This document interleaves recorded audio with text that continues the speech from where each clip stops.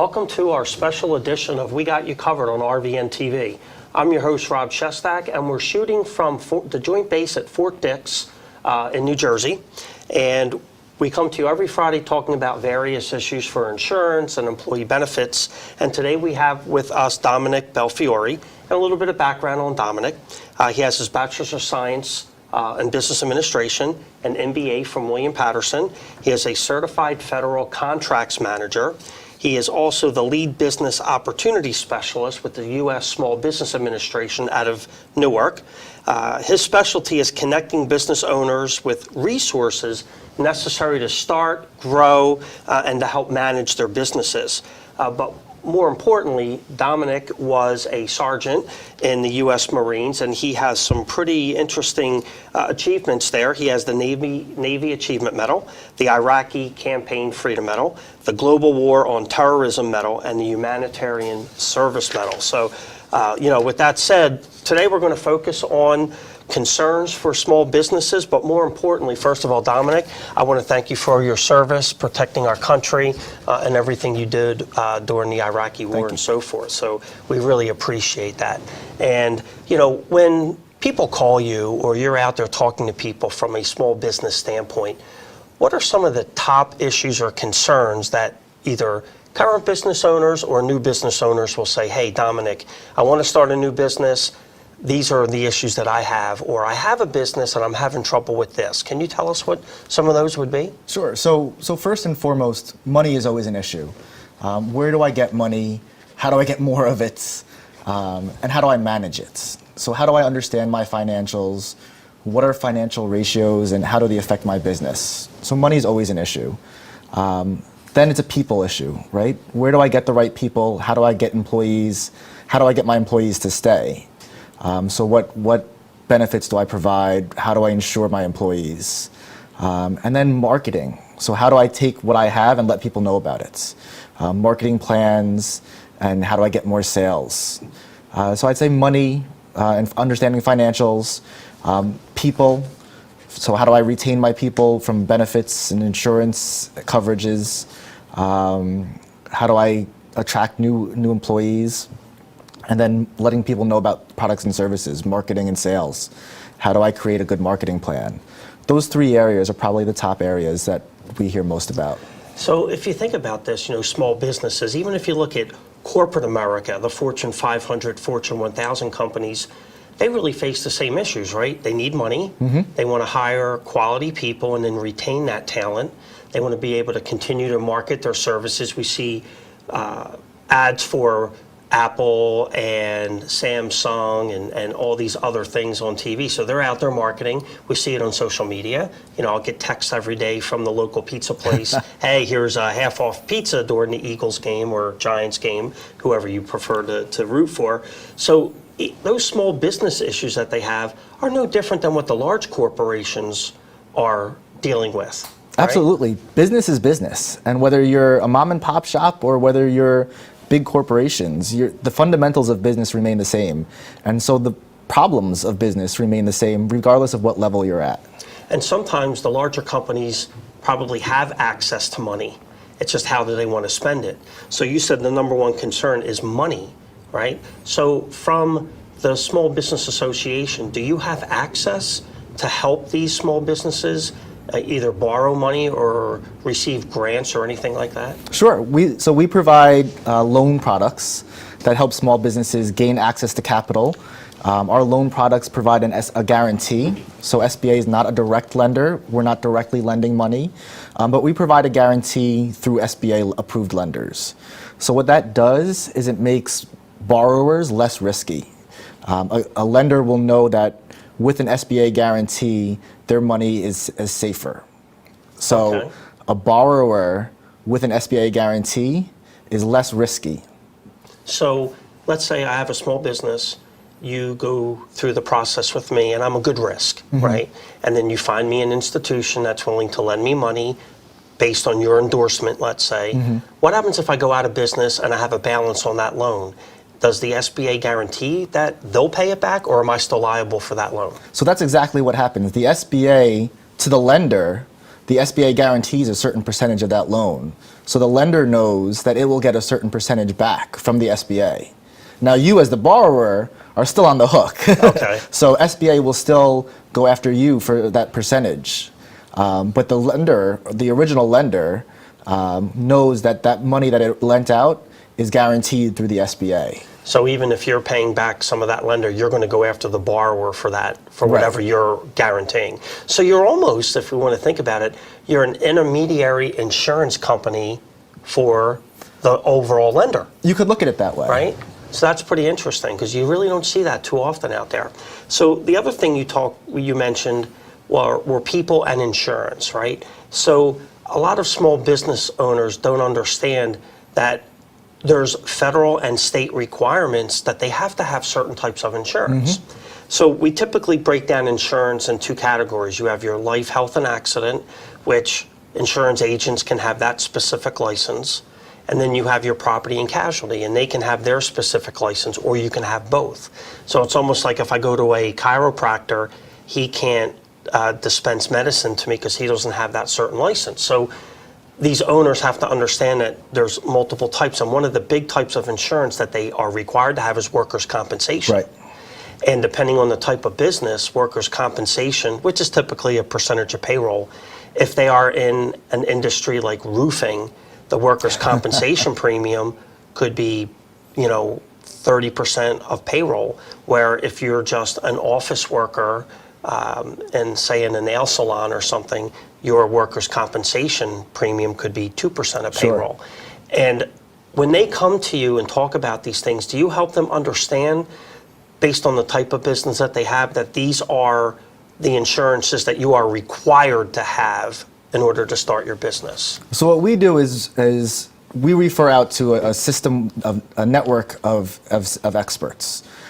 We realize that we don't know everything about everything, so we have a network of resource partners that are in tune with different industries. So we connect with our small business development centers.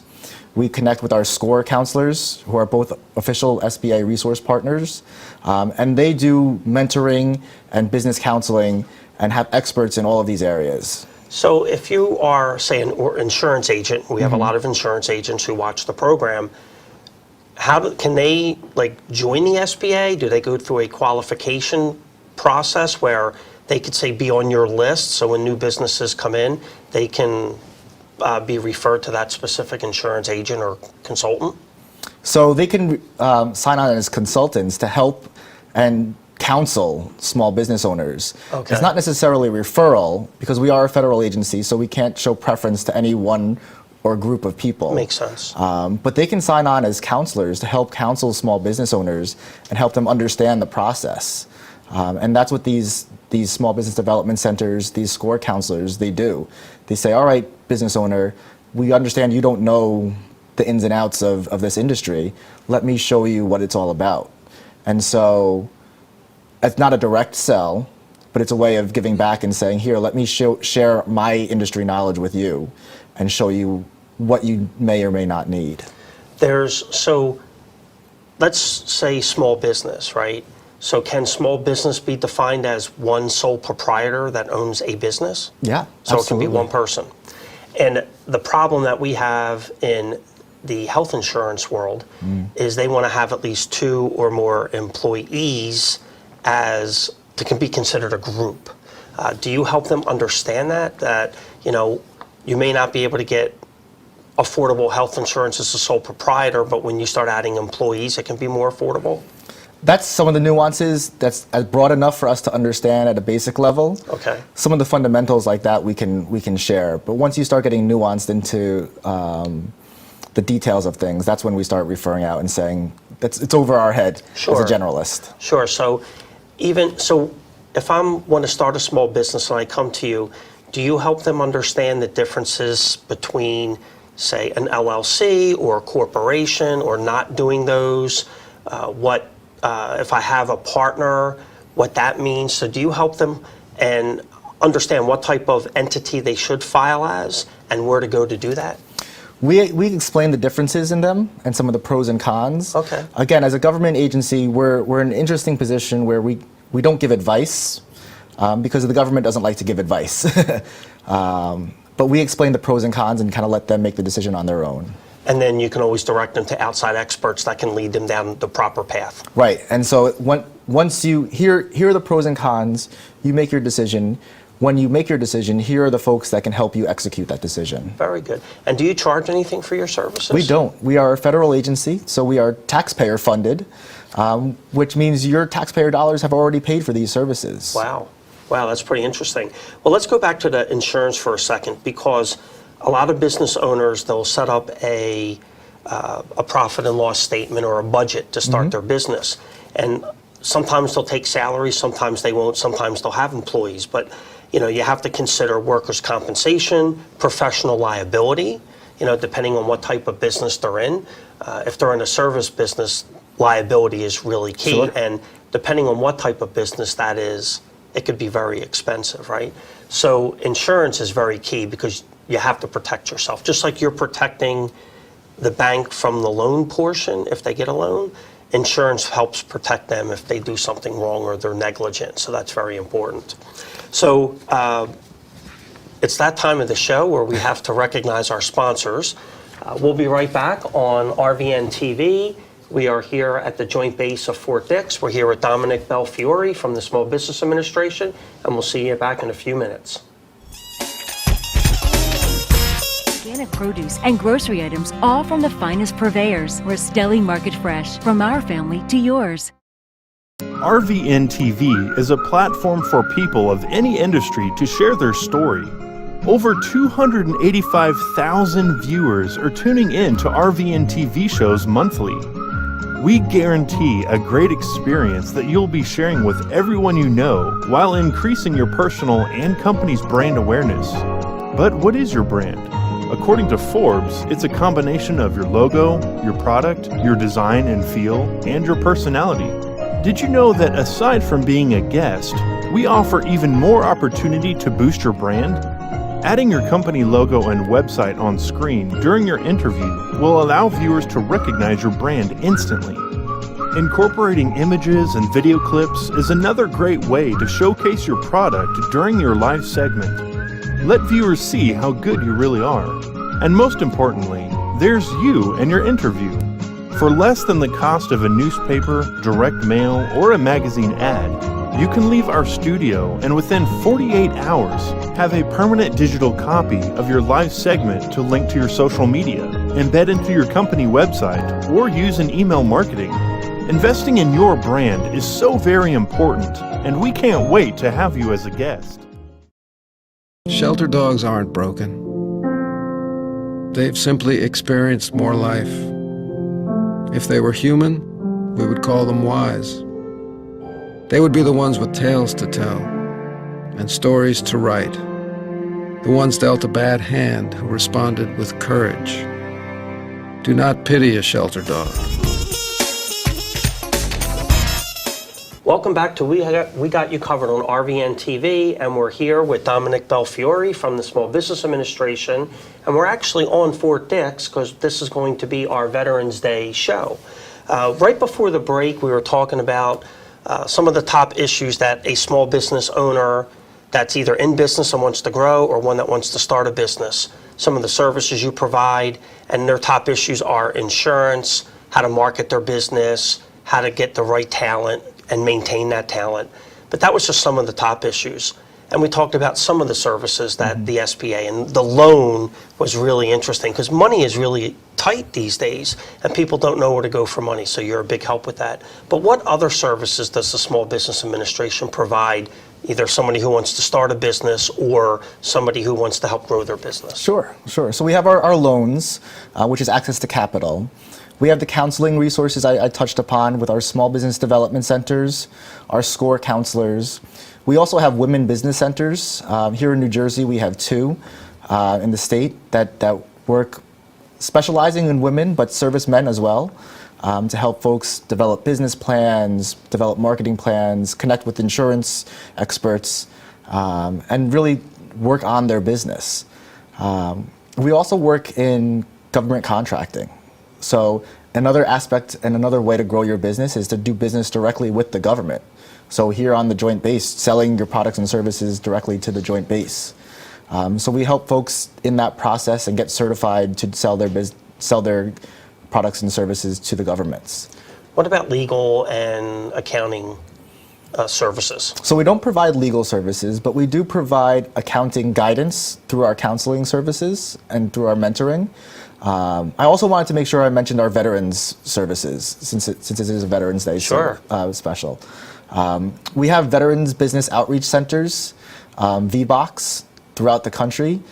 Here in New Jersey, ours is actually based out of New York, but services New Jersey. And those run Boots to Business workshops. Those are run here in New Jersey quarterly, and they provide fundamental business techniques to help veterans and military spouses learn to start and grow businesses. Phenomenal program, 2-day intensive workshops that give all the business fundamentals to help business owners get those ground techniques to run the business. So I'm not a veteran, but my dad and my uncle was in the Army, my dad was in the Air Force, so Dad and Uncle Don, thank you for your service. So I'm not a veteran. However, if you and I decided to start a business and you are a veteran from the Marine Corps, can I go to those workshops with you because you're a partner in my business and you're a veteran? We could go together, for sure. Okay, but I can't go by myself representing the company even though you're a partner. Right. So if you want to start a business and you have a friend or a colleague and somebody that you trust, if they are a veteran, there's some significant advantages by having them as your partner, and you can do things together through VBOCs. Is that Yes, what, yeah. yes. The key is having the veteran has to have majority ownership of the company. Okay. So it can't be a 50-50 split. Okay. The veteran would have to have at least 51% ownership and control of the business. Interesting, interesting. So that's really good advice, because a lot of small business owners today, they want to start a business, they don't know where to go. Maybe they are a veteran and they don't know this help or additional help is out there. You know, we heard of VA loans for housing, for mortgages, but you can provide a whole array of benefits, not just for veterans, but for anybody who wants to start a small business. How do you define a small business? So in the federal government, it really depends. It depends on industry, and it depends on what the business is doing. So it could be, on the services side, it's based on annual gross revenue. And on the manufacturing and supply side, it's based on number of employees. Okay. And so that ranges anywhere, on the services side, it could range as high as $30 million. On the number of employees side, manufacturing side, it could range as high as 1,500 employees. Wow, and they consider that a small business. Considered small. Wow, and I know in the insurance world, depending on what broker consultant you're talking to, some will say a small group is 25 employees, and some will say it's 500 employees. So that's why I was just asking for that definition. But in reality, even though it's small business, it really can go to medium-sized businesses. And imagine having 1,500 employees. That's a pretty big business, right? Sure, and still being able to take advantage of SBA resources. What would you say the average, say, size from a manufacturing standpoint? What's the average size company that the SBA would represent? Oh, geez, I wouldn't. Couple hundred employees, maybe? Probably below 100 employees. Wow. So still, under 100 employees, that represents probably 85% of all businesses in the U.S. are small employers, 5, 10, 15 employees, Sure. Right? Interesting. So one of the other things, once a business gets started, let's go back to retaining employees and talent, right? So once they hire employees, how do they keep them? And benefits are a key, right?